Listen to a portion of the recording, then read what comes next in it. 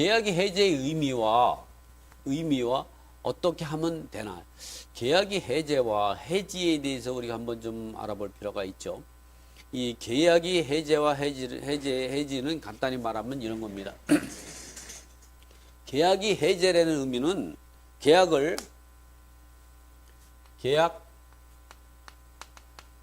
해제. 잘 보이죠? 계약 해지. 이 계약의 해지는 이렇게 계약이 완료된 상태에서 계약이 깨지는 거죠. 그러니까 이런 경우는 계속적인 임대차 계약 관계에서만 이루어질 수가 있는 거죠. 그러니까 임대차 계약 기간에도 임차인이 차임을 2기 이상 연체하거나 또는 이제 불법 개조하거나 이럴 때는 계약을 깰 수 있죠. 또 임차인 같은 경우도 소유자가 바뀌면 계약을 깰 수가 있는 거죠. 또는 임대차 계약 기간에도 임대인이 바뀌면 계약을 해지할 수 있어요. 계약 기간 중이라도. 또는 이제 그 임차인이 그 불법 전대차 한다든가 불법으로 하게 되면 임차권을 양도하거나 임차권을 전대하고 그럴 때는 임대인이 동의 없이 할 때는 계약을 해지할 수 있어요. 그런 거는 계약을 해지하면 그 계약이 효력이 발생해서 계약이 그때까지 진행됐던 것은 적법하게 유예가 되는 겁니다.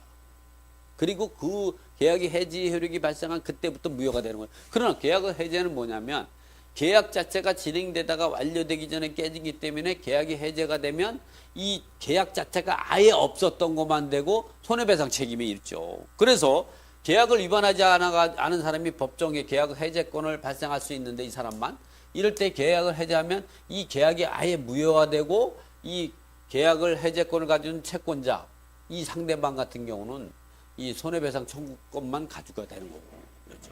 그래서 그런 경우 계약을 위반한 사람을 채권자, 계약을 위반하지 않은 사람은 채무자라는 표현을 쓴다고 그랬죠. 그래서 이런 부분들에서 우리가 이 해제와 해지에 대한 이 얘기를 듣고 그러면 그러한 해제의 의미와 그런 해제의 의미와 그런 계약 해제의 의미와 어떻게 하면 계약을 깰 수 있느냐 이 부분에 대해서 한번 책을 봐가면서 설명을 드리도록 하죠. 이렇게 부동산 임대차 상시사전에 보면 120쪽에 있는 내용입니다. 보면 계약이 해제의 의미와 계약을 바르게 해제하는 방법. 계약이 해제는 임의 해제로 계약이 성립되고 나서 임의 해제로 계약이 성립되고 나서 계약이 이행되기 전에 중도금 또는 중도금이 없는 경우는 잔금 지급하기 전에 계약 당사자가 계약금을 해약금으로 지급하고 스스로 계약을 해제하는 방법. 예, 이 부분 같은 경우는 이제 민법 565조에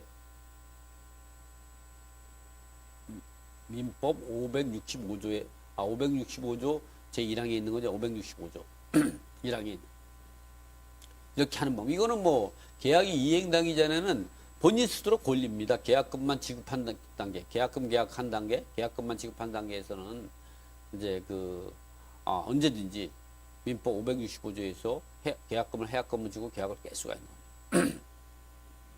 두 번째, 약정 해제로 계약서의 해제 사유를 미리 정해놓는. 아예 계약에다가 이렇게 특약상에다 아예 그런 내용을 적는 겁니다. 계약 당사자, 임대인과 임차인 또는 매도인과 매입차는 언제든지 그 일방이 계약을 해제를 원할 때에는 계약이 완료되기 전에 계약을 해제를 원할 때는 아무 조건 없이 손해배상 책임을 주장하지 않고 수수한 돈, 주고받은 돈은 돌려주면서 계약은 없던 거로 할 수 있다. 이런 약정을 하면 계약 당사자 누구든지 계약을 깰 수 있죠. 그렇게 계약서 작성하는 사람은 없겠지만 어쨌든 그랬어요. 그게 약정 해제죠. 아니면 또 이럴 수가 있는 거죠. 약정 해제가 바로 이런 거죠. 토지거래 허가 구역 내에서는 토지거래 허가를 받지 못하면 매매 소유권을 가져올 수가 없죠. 계약 효력이 발생할 수 없는 겁니다. 그래서 그럴 때는 토지거래 허가 이 특약사항에다가 약정 해제 조항을 넣는 거죠. 약정 이렇게 넣는 겁니다. 그 매매 계약 작성하기 전에 그 토지 허가 관청에다가 토지거래 허가 구역 허가 여부를 확인하지 아니한 바 만일 허가를 신청해서 불허가가 나오게 되면 이 매매 계약은 없던 거로 하고 이 계약은 없던 거로 한다. 또는 무효로 한다 이러면 이제 업동으로 한다는 건 계약 자체가 업동으로 해요. 그러니까 받은 돈은 돌려줘야 되는 거죠. 하고 기존에 수수한 주고받은 돈 같은 경우는 모두 돌려보고 주고 계약은 무효로 한다. 계약은 업동으로 한다. 이렇게 이런 걸 약정해자라고 하는 거죠. 또 이런 조건도 할 수가 있는 거죠. 또 이 당사자상 간에 뭐 예를 들어서 이 매매계약서를 작성하되 또는 임대차 계약을 작성할 때 그 임대차에 대해서 그 임차인이 기존에 종전에 거주하고 있는 임차인이 주택 인도를 언제까지 해주지 않을 때에는 이 매매계약은 무효로 하고 기존에 수수한 계약금 중도금은 반환하게 아무 조건 없이 반환하고 계약은 무효로 한다. 이런 것이 바로 약정해제죠. 이번에는 합의해제가 있죠. 합의해제는 서로 합의해서 계약을 깨는 거죠. 그건 뭐냐면 그건 뭐 계약금만 당연히 모두 그거는 뭐냐면 스스로 뭐 손해배상금 서로 합의하고 아니면 운이 좋은 사람 같은 경우는 그래 당신이 좀 사정이 그렇구나. 제가 이걸 여기에 살라고 했는데요.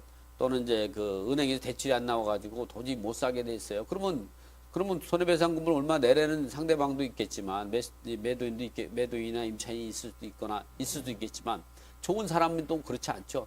그래? 그럴 수 있다. 그럼 내가 아무 조건 없이 계약을 깨주마. 이런 것이 바로 합의해제죠. 이거 이에 이제 네 번째는 법정해제가 있죠. 법정해제는 계약을 위반한 사람은 법정해제권이 없습니다. 계약을 위반하지 않은 사람, 즉 채권자만 계약을 해제할 수 있는 거지. 뭐냐면 법정해제로 법률의 규정에 의해서 해제하는 것으로서 계약 당사자 일방이 계약 이행지체 또는 이행불능 또는 계약금 중도금을 지급하지 않을 때 불완전한 이행 등으로 계약의 목적을 달성 없을 경우 그 상대방이 상당한 기간을 정하여 그 이행을 최고하고 그 기간 내에 이행을 하지 않을 때에는 계약을 해제하는 방법이다. 이렇게 그러니까 계약을 해제할 수 있는 방법은 이렇게 임의해제는 이제 계약금만 지급한 상태에서 계약금을 지급하고 해약금을 지급하고 계약을 깨는 거. 또는 약정해제. 특약사항에다 해제할 수 있는 조항을 넣고 거기에 해당할 때에 해제하는 방법. 또 합의해제. 서로 계약 당사자 간에 합의해서 깨는 거. 법정해제는 계약을 위반한 사람이 아닌 계약이 위반한 상대방이 그 계약을 이행하지 않음으로써 계약 해제권을 가지고 있죠. 이걸 법정해제하죠. 이렇게 네 가지밖에 없다. 이렇게 계약이 해제되면 그 계약은 처음부터 없었던 것과 같이 소급적으로 무효가 되어 계약이 체결되기 전의 상태로 원상복귀해야 한다. 이렇게 상당한 기간을 정하여 중도금을 지급한 최고여도 그때도 지급하지 않은 경우는 계약 해제를 할 수 있다. 이게 바로 문제 그 법정 해제 내용이죠. 또 그 계약을 해제할 수 있다. 상대방이 미리 자신이 채무를 이행할 뜻이 없다고 밝힌 경우와 합의해제의 경우에는 이러한 최고조차 없이 계약을 해제할 수 있다. 또한 상대방이 동시에 항변권을 갖는 경우, 즉 해제권자가 자신이 부담해야 할 채무를 이행해. 이러면 주택인도와 잔금 지급은 동시에 항변권이 있죠. 이럴 때 또 이런 부분들 같은 경우는 상대방을 이행지체에 빠뜨려야 되죠. 그래서 그런 데는 자기가 주택을 인도할 수 있다. 또는 자기가 매매대금을 지급할 수 있다. 이런 부분들을 같이 이루어져야 된다. 이런 부분